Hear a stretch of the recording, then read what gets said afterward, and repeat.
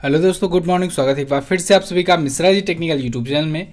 दोस्तों आज है 21 अक्टूबर और आज की इस वीडियो में हम लोग बात करने वाले हैं 21 अक्टूबर 2020 के करंट अफेयर के सभी इंपॉर्टेंट क्वेश्चंस के बारे में। पूरी वीडियो ध्यान से देखिएगा, पूरी वीडियो डिटेल में आपको समझाई गई है। वीडियो अगर पसंद आए तो वीडियो को लाइक और शेयर करना मत भूलिएगा। अगर आप चैनल पर पहली बार आए हैं, चैनल को सब्सक्राइब कर लीजिए, बेल आइकन को प्रेस कर लीजिए, जिससे आने वाली वीडियोज़ का भी नोटिफिकेशन आपको मिलता रहे। चलिए बात करते हैं लास्ट डे के क्वेश्चंस की। लास्ट डे का हमारा पहला क्वेश्चन था 1 करोड़ से अधिक कोविड-19 की टेस्टिंग करने वाला पहला राज्य कौन बना? तो वो बन गया उत्तर प्रदेश। अगला, भारतमाला परियोजना का संबंध किससे है? तो भारतमाला प्रोजेक्ट दोस्तों संबंधित है सड़क निर्माण से। इन दोनों क्वेश्चंस के बारे में जिन लोगों ने करेक्ट और डिटेल में आंसर किया था, ऐसे टॉप 15 लोगों के नाम मैं आपको वीडियो के एंड में बताऊंगा। चलिए बात करते हैं आज के दिन के पहले क्वेश्चन की। आज का हमारा पहला क्वेश्चन है, किस राज्य की गवर्नर ने महिलाओं की सुरक्षा के लिए सेफ सिटी प्रोजेक्ट लॉन्च किया? तो अभी हाल ही में उत्तर प्रदेश की गवर्नर आनंदीबेन पटेल जी ने उत्तर प्रदेश की राजधानी लखनऊ में, कहाँ पर? लखनऊ में दोस्तों लॉन्च किया है सेफ सिटी प्रोजेक्ट। किसके लिए? महिलाओं की सुरक्षा के लिए लॉन्च किया गया है। इस कैंपेन के तहत क्या होगा? इसके तहत दोस्तों पुलिस विभाग द्वारा सार्वजनिक स्थलों पर यानी पब्लिक प्लेसेस पर महिलाओं के लिए गर्व और सुरक्षा की भावना को पैदा करने के लिए कैंपेन चलाया जाएगा। ये 180 दिनों तक चलने वाला कैंपेन होगा, ठीक है, अभियान होगा। Safe city project Uttar Pradesh राज्य सरकार के द्वारा चलाया जा रहा है। आनंदीबेन पटेल जी जो कि उत्तर प्रदेश की गवर्नर हैं, इन्होंने ही इसका शुभारंभ किया लखनऊ में। क्लियर? अब आया है उत्तर प्रदेश। तो उत्तर प्रदेश से जुड़ी घटनाओं का एक बार फिर से हम लोग रिवीजन करते हैं। अभी उत्तर प्रदेश ने ही दोस्तों मिशन शक्ति कार्यक्रम की शुरुआत की थी, याद होगा, अभी 2 दिन पहले मैंने आपको बताया था। नोएडा में दोस्तों इंटरनेशनल एयरपोर्ट जो बनाया जा रहा है, उसके लिए ज्यूरिख एयरपोर्ट से समझौता हुआ है। 1 करोड़ टेस्टिंग करने वाला पहला राज्य बन गया था उत्तर प्रदेश। यूराइज पोर्टल भी उत्तर प्रदेश ने ही लॉन्च किया है। इसके साथ ही उत्तर प्रदेश का पहला गिद्ध प्रजनन और संरक्षण केंद्र अभी हाल ही में गोरखपुर में खोला गया। उत्तर प्रदेश में दोस्तों फिल्म सिटी बनाई जा रही है। भारत की सबसे खूबसूरत फिल्म सिटी नोएडा में बनाई जा रही है। 1000 एकड़ की जमीन डिसाइड हो चुकी है। क्लियर? उत्तर प्रदेश से ये करंट अफेयर की जानकारी थी। उत्तर प्रदेश से स्टैटिक जानकारी ये रही। लखनऊ यहाँ की राजधानी है दोस्तों। योगी आदित्यनाथ जी यहाँ के हैं सीएम बीजेपी पार्टी से। आनंदीबेन पटेल जी यहाँ की गवर्नर हैं। यही इस समय एमपी का भी कार्यभार देख रही हैं। एमपी का भी अतिरिक्त प्रभार इनको मिला हुआ है। दुधवा नेशनल पार्क और चंद्रप्रभा गेंद सेंचुरी उत्तर प्रदेश में ही है। उत्तर प्रदेश के चीफ जस्टिस हैं दोस्तों, यानी इलाहाबाद हाई कोर्ट के चीफ जस्टिस हैं गोविंद माथुर जी। अच्छा, उत्तर प्रदेश की पहली महिला मुख्यमंत्री हुई सुचेता कृपलानी जी। वो भारत के भी किसी भी राज्य की पहली महिला मुख्यमंत्री थी। उत्तर प्रदेश की पहली महिला राज्यपाल हुई दोस्तों सरोजनी नायडू जी, और वो उत्तर प्रदेश के साथ साथ भारत की भी किसी भी राज्य में सबसे पहली महिला राज्यपाल थी। इनका भी नाम आपको याद रखना है। चलिए नेक्स्ट बात करते हैं, हाल ही में किस राज्य में काती बिहू महोत्सव मनाया गया? तो दोस्तों अभी हाल ही में असम में बिहू महोत्सव मनाया गया। काती बिहू महोत्सव था इस बार का इसका संस्करण। एक्चुअली में दोस्तों 3 प्रकार के बिहू महोत्सव मनाए जाते हैं असम में। तो ये वाला काती बिहू महोत्सव था जो कि मध्य अक्टूबर में मनाया जाता है, अक्टूबर के बीच में मनाया जाता है। इसे काती बिहू या कंगाली बिहू के नाम से भी जाना जाता है। कंगाली बिहू का मतलब हुआ गरीबों का त्यौहार।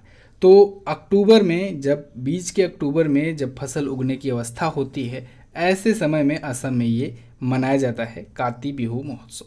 क्लियर? अच्छा, अभी पिछले महीने सिक्किम में एक महोत्सव मनाया गया था दोस्तों, पंग लहब सोल त्यौहार। पंग लहब सोल त्यौहार वो सिक्किम में मनाया गया था पिछले महीने, इसको भी आपको याद रखना है। असम आया है, असम के बारे में जानते हैं। असम देख लीजिए मैप में, ये रहा असम। राजधानी यहाँ की दिसपुर।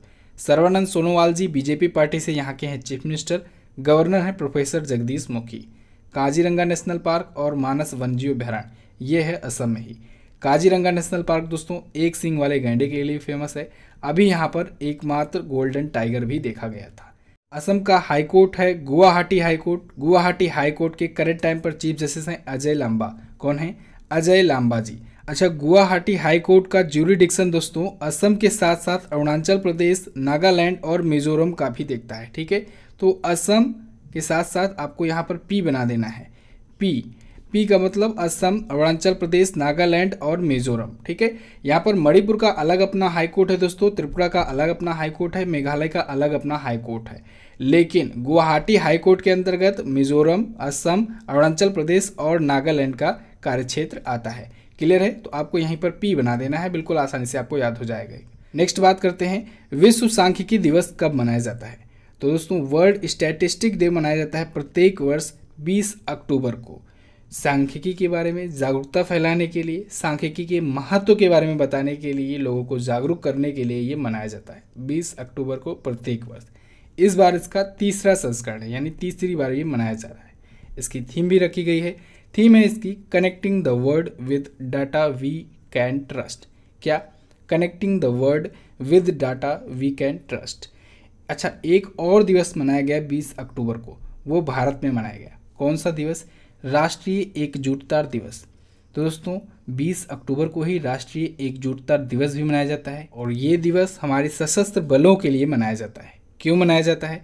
क्योंकि दोस्तों इसी दिन यानी 20 अक्टूबर को ही 1962 में ही 1962 में चाइना ने भारत पर आक्रमण कर दिया था, और ये युद्ध भारत चीन युद्ध चला था 21 नवंबर तक, और इसमें भारत को हार मिली थी। इसी वजह से 1966 में ये घोषणा की गई ये दिवस मनाए जाने की कि अब से जितने भी सशस्त्र बल हैं वो एकजुट रहेंगे। ठीक है, जिससे अगर कोई देश आक्रमण करता है तो सब लोग एक साथ आ जाएंगे और अटैक कर देंगे उस पर। ठीक है, तो इस वजह से राष्ट्रीय एकजुटता दिवस मनाए जाने की घोषणा हुई उसी 20 अक्टूबर की याद में। क्लियर है? बिल्कुल। तो ये 2 दिवस आपको याद रखना है इस क्वेश्चन से। नेक्स्ट है, मालाबार 2020 नौसैन्य अभ्यास में कौन सा देश शामिल हुआ?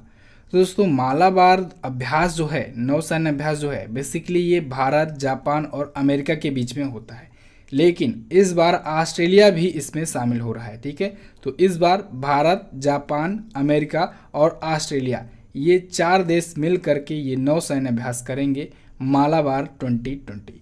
कब आयोजित होगा? ये आयोजित होने वाला है नवंबर में। कब? नवंबर 2020 में आयोजित होगा मालाबार 2020। इस बार इसमें ऑस्ट्रेलिया भी शामिल हो रहा है। क्लियर है? अच्छा दोस्तों, अभी कल ही मैंने आपको कुछ महत्वपूर्ण नौसैन्य अभ्यास और जो सैन्य अभ्यास हुए उनके बारे में बताया, तो आज आप लोग कमेंट करके बताइए उनमें से कौन कौन से सैन्य अभ्यास के नाम आपको अभी तक याद हैं। कमेंट कीजिए, कमेंट करके अगर आप लिख करके बताएंगे इससे आपको याद हो जाएगा लॉन्ग टर्म के लिए। ऑस्ट्रेलिया आया है, ऑस्ट्रेलिया के बारे में जानते हैं। ऑस्ट्रेलिया देख लीजिए मैप में, कैनबरा यहाँ की है राजधानी, ऑस्ट्रेलियन डॉलर यहाँ की करेंसी है, पार्लियामेंट यहाँ की संसद का नाम है, स्कॉट मॉरिसन यहाँ के हैं प्राइम मिनिस्टर जो कि 30वें नंबर के हैं। विशेषता क्या है? सबसे छोटा महाद्वीप है ऑस्ट्रेलिया। दोस्तों ऑस्ट्रेलिया आप लोग देखेंगे वर्ल्ड मैप में तो भारत यहाँ पर है, भारत के यहाँ पर दक्षिण में है ऑस्ट्रेलिया महाद्वीप। क्लियर है? नेक्स्ट बात करते हैं। अगला, SCO देशों के कानून मंत्रियों की बैठक की मेजबानी किसने की? तो अभी हाल ही में संघाई कोऑपरेशन ऑर्गेनाइजेशन यानी संघाई सहयोग संगठन के कानून मंत्रियों की बैठक की मेजबानी भारत ने की। इस बार का ये 7वां संस्करण था, यानी कानून मंत्रियों की ये 7वीं बैठक थी संघाई सहयोग संगठन की, जिसकी मेजबानी भारत में की गई। भारत के केंद्रीय कानून और इलेक्ट्रॉनिक एंड IT मिनिस्टर जो हैं रविशंकर प्रसाद जी, इन्होंने ही मेजबानी की है। अच्छा दोस्तों, अब SCO आया है तो इस क्वेश्चन से हम लोग SCO के बारे में काफ़ी चीज़ें जान सकते हैं। एक तो इसका फुल फॉर्म मैंने आपको बताया, संघाई कोऑपरेशन ऑर्गेनाइजेशन। इसकी स्थापना दोस्तों हुई 2001 में। इसका हेडक्वार्टर है बीजिंग में, और इसके महासचिव बनाए गए हैं व्लादिमीर नोरोव। कौन? व्लादिमीर नोरोव को इसका महासचिव बनाया गया है, सेक्रेटरी जनरल बनाया गया है। SCO के दोस्तों 8 सदस्य देश हैं। कितने?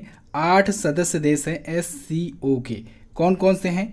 इनके नाम हैं दोस्तों भारत, चीन, रूस, पाकिस्तान, कजाकिस्तान, किर्गिस्तान, तजाकिस्तान और उज्बेकिस्तान। फिर से बोल रहा हूँ, भारत, चीन, रूस, पाकिस्तान, कजाकिस्तान, किर्गिस्तान, तजाकिस्तान और उज्बेकिस्तान। इन 8 सदस्य देशों का भी नाम आपको याद रखना है। नेक्स्ट बात करते हैं। अगला, एशिया पावर इंडेक्स 2020 में भारत किस स्थान पर है? तो एशिया पावर इंडेक्स 2020 अभी हाल ही में जारी की गई है दोस्तों। इसमें भारत की रैंक है 4थी। एशिया पावर इंडेक्स जारी किसने किया है? सिडनी की एक लोवी इंस्टीट्यूट है। कौन सी? लोवी, LOWY, लोवी इंस्टीट्यूट के द्वारा दोस्तों ये रैंक जारी की गई है, एशिया पावर इंडेक्स। इसमें बेसिकली एशिया पैसिफिक रीजन में कौन कौन सी पावरफुल कंट्रीज़ हैं उनके बारे में बताया गया है। तो इसमें पहली रैंक मिली है अमेरिका को, सेकेंड रैंक मिली है दोस्तों चीन को, थर्ड पर है जापान और फोर्थ पर है भारत। ठीक है, एशिया पावर इंडेक्स में। अभी कल की वीडियो में मैंने एक और इम्पोर्टेंट बताया था इंडेक्स, ग्लोबल हंगर इंडेक्स, इसमें भारत था 94 स्थान पर, इसको भी आपको याद रखना है। नेक्स्ट बात करते हैं। अगला, किस देश को एशिया प्रशांत क्षेत्र का ISA विश्व सरैया पुरस्कार 2020 दिया गया? तो अभी हाल ही में दोस्तों एशिया प्रशांत क्षेत्र में ISA विश्व सरैया पुरस्कार 2020 दिया गया जापान को। एक्चुअली में दोस्तों पहली बार ऐसा हो रहा है जब ISA के द्वारा पुरस्कार दिए जा रहे हैं, अवार्ड दिए जा रहे हैं। ISA यानी कि इंटरनेशनल सोलर अलायंस, तो इसके द्वारा इस बार 3 कैटेगरीज में दिए गए अवार्ड। अब ये तीनों कैटेगरी कौन कौन सी हैं? एक तो है विश्व सरैया पुरस्कार, दूसरा है कल्पना चावला पुरस्कार और तीसरी कैटेगरी जो है वो है दिवाकर पुरस्कार। तीनों के बारे में हम लोग जान लेते हैं। तो दोस्तों विश्व सरैया पुरस्कार में एशिया पैसिफिक रीजन में जापान को दिया गया अवार्ड और यूरोप व अन्य क्षेत्रों के लिए नीदरलैंड को दिया गया अवार्ड। तो हम लोग विश्व सरैया पुरस्कार में एक प्रकार से ये भी कह सकते हैं कि इन दोनों कंट्रीज़ को मिला है, लेकिन अगर एशिया प्रशांत क्षेत्र के लिए पूछा जाए तब आप एशिया पैसिफिक रीजन के लिए बताएंगे जापान को, ठीक है, यूरोप और अन्य क्षेत्रों के लिए नीदरलैंड को। कल्पना चावला पुरस्कार में बात की जाए तो IIT दिल्ली के डॉक्टर भीम सिंह जी हैं, इनको दिया गया है, और दुबई की डॉक्टर आयशा अल नौमी हैं, इनको मिला है ये अवार्ड कल्पना चावला पुरस्कार। दिवाकर पुरस्कार की बात करें तो अर्पण संस्थान है एक हरियाणा का, उसको मिला है, और आरुषि सोसाइटी है उसको दिया गया है। किसे? आरुषि सोसाइटी को। तो ये है दोस्तों ISA पुरस्कार जो इस बार दिए गए, पहली बार दिए गए। ISA आया है, इसके बारे में भी जान लेते हैं। इंटरनेशनल सोलर अलायंस दोस्तों, इसकी स्थापना हुई थी 2015 में। स्थापना की गई थी पेरिस में, लेकिन इसका हेडक्वार्टर है गुरुग्राम में। अच्छा, इसके चीफ हैं करेंट टाइम पर उपेंद्र त्रिपाठी जी। अभी दोस्तों उस दिन मैंने आपको एक क्वेश्चन बताया था कि इस बार फिर से एक बार भारत और फ्रांस को अगले 2 वर्षों के लिए अध्यक्ष चुना गया है ISA का, इसे भी आपको याद रखना है। नेक्स्ट बात करते हैं। अगला है, हाल ही में कहाँ पर 2500 साल पुरानी प्राचीन ताबूतों की एक टुकड़ी का पता चला? तो अभी हाल ही में दोस्तों मिस्र की काहिरा में, कहाँ पर? मिस्र की, इजिप्ट की काहिरा में, काहिरा के दक्षिण में एक है सक्करा। सक्करा में दोस्तों अभी हाल ही में 2500 साल पुरानी प्राचीन ताबूतों की एक टुकड़ी का पता चला है। ये 2500 साल पुरानी रंगीन सील की गई ताबूत हैं, जैसा कि पहले भी मिल चुके हैं दोस्तों। इजिप्ट में मेसोपोटामिया की सभ्यता के तहत ये माने जाते हैं। मिस्र का पिरामिड भी आप बहुत बड़ा एग्जाम्पल देखते हैं, ठीक है। तो उसी टाइम पीरियड के, लगभग उसी के आसपास के समय अंतराल के ये भी हैं 2500 साल पुराने प्राचीन ताबूतों की एक टुकड़ी है, जिसका पता चला है काहिरा में, ठीक है। काहिरा के दक्षिण में है एक सक्करा, उसी सक्करा में ये खोजा गया है। क्लियर? नेक्स्ट बात करते हैं। अगला, IIT मद्रास के स्टार्टअप स्टेल ऐप ने डेयरी किसानों के लिए कौन सा पेमेंट प्लेटफॉर्म लॉन्च किया? तो अभी हाल ही में स्टेल ऐप्स ने दोस्तों मूपे नाम का एक पेमेंट प्लेटफॉर्म लॉन्च किया है, जो कि स्पेशली डेयरी किसानों के लिए है। अभी ये दोस्तों राजस्थान में लॉन्च किया गया है, राजस्थान के डेयरी किसानों के लिए लॉन्च किया गया है पेमेंट प्लेटफॉर्म मूपे। मूपे दोस्तों एक अनोखा और अपनी तरीके का पहला है, पूरी तरीके से ऑटोमेटिक डायरेक्ट पेमेंट प्लेटफॉर्म है मूपे। इसे स्टेल ऐप्स ने लॉन्च किया है, इसने डेवलप किया है, जो कि IIT मद्रास का एक स्टार्टअप है। क्लियर? नेक्स्ट बात करते हैं। अगला, INTL एयर राइफल चैंपियनशिप में गोल्ड मेडल किसने जीता?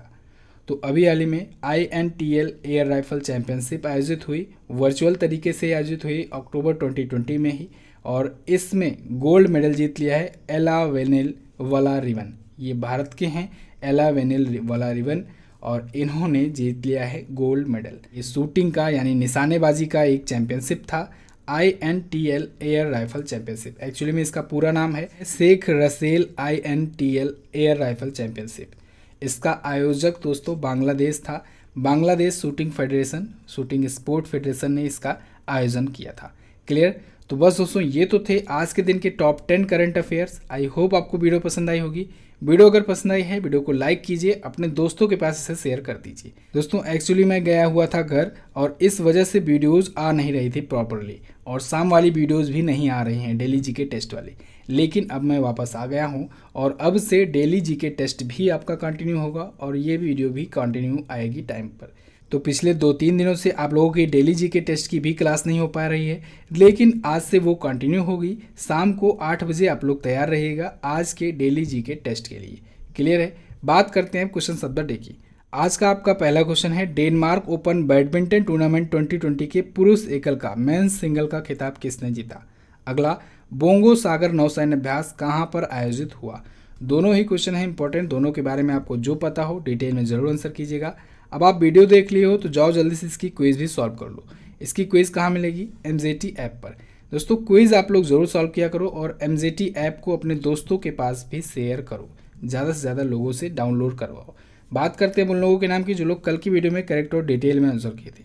उनके नाम हैं श्यामशेर कुमार, नेहा जायसवाल, साहिल चौधरी, रेखा बुनकर, आंचल मिश्रा, निखिल मद्देसिया, राहुल कुमार, रविशंकर, सृष्टि मिश्रा, सत्येंद्र प्रताप, गग्गी जोशन, ज्योति मौर्य, राहुल यादव, साकिर खान और सुवर्णेश्वर कुमार। तो इतने लोगों ने करेक्ट और डिटेल में आंसर किया है, आप लोग भी डिटेल में आंसर किया करो। मिलते हैं दोस्तों नेक्स्ट वीडियो में, तब तक के लिए नमस्कार, जय हिंद, वंदे मातरम।